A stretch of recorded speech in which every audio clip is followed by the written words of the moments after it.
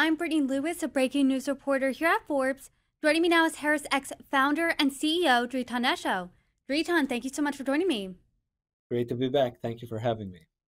The July Harvard Caps HarrisX poll just was released, and there are a lot of good bits in here. It's very wide ranging, and it is a good temperature check of where exactly voters are about 6 months into Trump 2.0. So, to start off the conversation, what do voters think about Trump? Where is his approval rating right now? Well, his approval rating has essentially stabilized and is at 47% approval nowadays. If you remember in the last conversation together, he started off in February with 52% job approval, the highest that Trump ever received during his first term and in the second term. And there was this slow decline in March, 49%, in April, 48%, in May, 47%, in June, 46%. But he seems to have stabilized it. And it's really multiple stories that are being threaded together. He's doing well on immigration, for example, and foreign affairs, and also cutting down costs. But obviously, voters remain concerned about the economy and especially the tariffs and trade policy, where really the president gets his lowest ratings. So, some positives for Trump and some negatives as well, all rolled into one. But he seems to be stable. And really, where he goes from here will hinge a lot on the economy and again on tariffs and trade, which seem to be looming once again. It seems like in every one of our conversations, it's the economy stupid. It all goes back to the economy.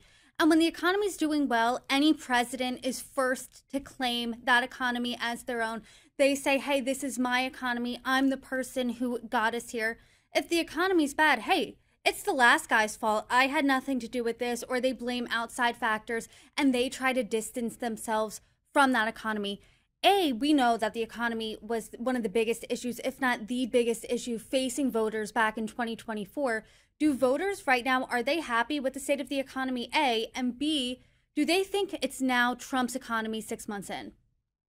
Absolutely. Well, it's clearly Trump's economy. 62% of voters today say that he is mostly responsible and owns the state of the economy as compared to Joe Biden.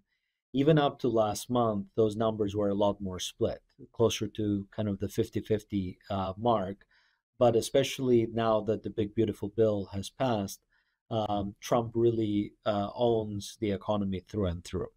The good news for Trump and the Republicans is that net, voters tend to trust them more than Democrats with managing the economy. 53% say that they trust Trump and his administration and the Republicans more than Democrats in Congress. But it's really a very partisan split. 91% of GOPers, lean towards the administration and Republicans. 85% of Democrats with Democrats, and then the coveted independents in the middle are split 50-50. So it shows that it can go in any direction. Further to that, voters remain divided over the impact of Trump's policies in the first 6 months, especially as it relates to the economy and to jobs. When we ask them, are Trump's policies making the US economy stronger or weaker? That's 51 to 49%, stronger to weaker. That's a split. Are Trump's policies leading to more or less jobs in the country? 49-51. Again, a split. Are Trump's policies leading to more or less investment in the country? I mean, Trump is touting trillions of dollars of investment coming in, 51% more, 49% less, and so on and so forth. There is one question, though, that should concern Trump.